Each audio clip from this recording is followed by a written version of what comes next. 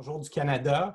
Je voulais commencer par vous dire que c'est un très grand plaisir de me joindre à vous pour souligner le premier anniversaire de la chaire Normandie pour la paix. Et je voulais vraiment féliciter les présidents de la région Normandie, du CNRS et de l'Université de Caen d'avoir reconnu l'importance critique d'établir une telle chaire avec un mandat ô combien ambitieux, mais tellement impératif pour le futur de notre humanité. Bravo à vous. Et mes félicitations aussi, évidemment, à Pascal Buléon, à Émilie Gaillard, à Tony Oposa, Nicolas Robinson et à leurs collaborateurs des quatre coins du monde pour leur leadership.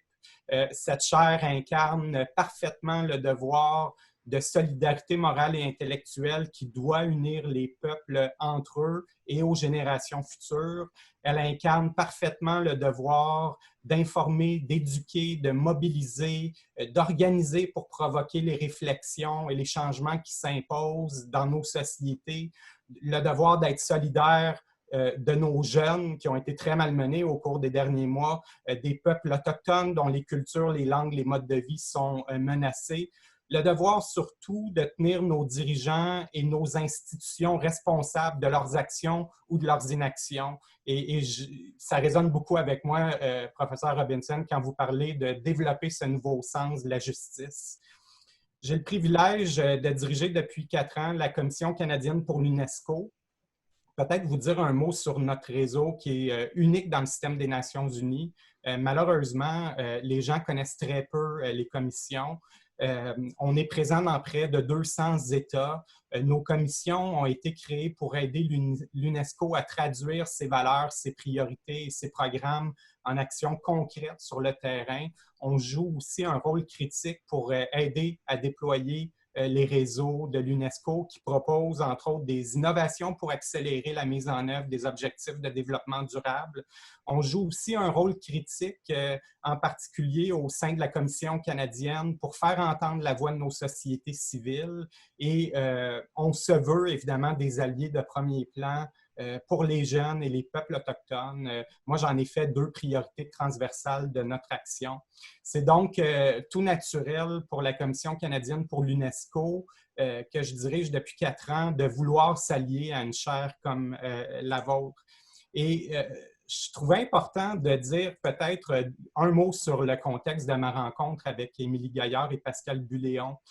C'était dans le contexte d'un colloque auquel j'avais été invité à dire quelques mots sur la crise climatique.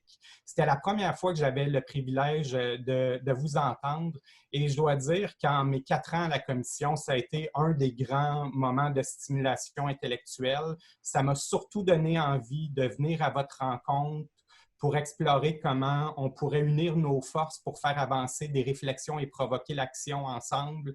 Ça m'a fait surtout prendre conscience à quel point le droit des générations futures est quasi absent du discours politique au Canada, une situation à laquelle nous devons y remédier. J'en parle de façon ininterrompue depuis la dernière année et à mon avis, aucune décision, y compris celle liée à la relance économique dans le contexte post-COVID-19, ne devrait se faire sans réfléchir à comment cela va créer plus de résilience, de durabilité et profiter aux générations futures.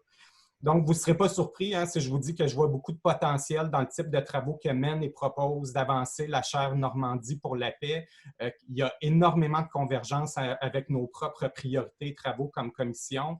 On a la possibilité de joindre nos forces et de mobiliser nos réseaux respectifs pour s'inspirer les uns les autres. Je pense que c'est crucial de nos jours pour susciter de l'ouverture pour d'autres perspectives et visions du monde, créer aussi de la visibilité, de la fierté, y compris pour le leadership et les actions qui se font au niveau local, par les jeunes, dans les communautés, par les peuples autochtones. Et je pense aussi qu'on rejoint beaucoup la philosophie de la chaire dans notre volonté d'être présent, pertinent, d'avoir une valeur ajoutée et surtout de faire preuve d'ingéniosité et d'innovation pour faire une différence. Et c'est pour ça donc aujourd'hui, je veux vous parler de ce que je vois comme piste de collaboration entre la Commission canadienne pour l'UNESCO et la chaire Normandie pour la paix. collaboration que je vois sous deux grands volets. Le premier, qui est à mon avis le plus important, qui est celui de la mobilisation des connaissances. Je pense qu'on peut aider comme Commission canadienne pour l'UNESCO à mettre en valeur le programme de recherche et de réflexion et de collaborer avec la chaire et ses partenaires pour développer, faire avancer des réflexions critiques sur des thèmes prioritaires et émergents, y compris sur les questions évidemment reliées aux droits des générations futures et l'action climatique. Ça peut prendre diverses formes. Je vois par exemple l'octroi du patronage de la Commission canadienne pour des événements, aider à obtenir celui d'autres commissions nationales quand les événements se déplaceront dans d'autres pays, voire aider à obtenir l'appui de l'UNESCO. Je voulais proposer de mettre à contribution notre programme de publication et nos plateformes numériques. On publie beaucoup, on rejoint, entre autres, on diffuse auprès des 200 commissions nationales pour aider à élargir la portée des travaux de la chaire, y compris les réflexions de la nouvelle génération de chercheurs que vous vous affairez à mobiliser. Je voyais aussi un rôle pour peut-être co-publier ensemble des articles de réflexion, des articles d'opinion sur des thématiques d'intérêt commun, octroyer des mandats conjoints pour pousser la réflexion sur des questions prioritaires ou émergentes, soutenir la production de podcasts, de webinaires pour aussi élargir l'accès en tenant compte qu'il y a beaucoup de nos interlocuteurs qui sont issus de traditions orales et qui n'ont pas nécessairement cette même facilité avec le monde de l'écrit. Et évidemment, je pense que notre commission peut apporter des contributions originales pour renforcer certains aspects des travaux de la chaire.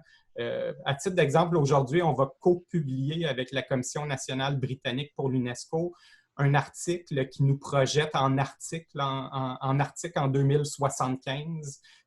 On voit c'est quoi l'impact des changements climatiques. C'est très provocateur, déstabilisant. Je vais le partager avec vous tous. On fait aussi du travail présentement avec nos chaires de recherche UNESCO pour proposer une nouvelle façon d'aborder les investissements dans les écosystèmes, les infrastructures et le système alimentaire pour voir à renforcer la résilience de nos communautés, la durabilité dans le contexte post-pandémique. Donc, j'ai toute une série de documents de réflexion, de notes de politique publique qui sont en voie de développement. Le deuxième volet que je voyais évidemment dans la coopération avec la chaire Normandie, c'est celle de la mise en relation et de la mobilisation des membres des réseaux des partenaires de la commission en soutien aux travaux de la chaire. Et le premier exemple qui me vient en tête, c'est je suis en train d'aider à la création d'un nouveau réseau de penseurs qui se penche sur le post-humanisme. C'est un réseau qui est en train de se déployer au niveau international et je pense que ça rejoint un des domaines d'intérêt de la chaire. Je pense aussi à certains membres de nos réseaux, y compris la présidente de notre commission, Eliade Vasseur, qui est titulaire d'une chaire UNESCO, une grande spécialiste des écosystèmes et qui est aussi très active au sein de l'Union internationale pour la conservation de la nature. Et je verrais une possibilité, par exemple, de vous appuyer et de collaborer dans le contexte du pré-événement que vous souhaitez organiser en marge du congrès de l'IUCN à Marseille. Donc, je me réjouis vraiment à la possibilité d'explorer toutes ces pistes-là avec Émilie Gaillard et Pascal Buléon. Et n'hésitez pas à prendre contact avec moi si vous voulez explorer les façons de travailler ensemble et de collaborer. Et je veux que vous sachiez, M. Robinson, qu'étant votre proche voisin, on est très solidaire de ce qui se passe présentement aux États-Unis. Et comme commission, on essaie de voir aussi comment appuyer les efforts de la société civile américaine sur le terrain. Alors, merci et encore félicitations pour un superbe programme et longue vie à la chaire Normandie. Merci. Merci beaucoup.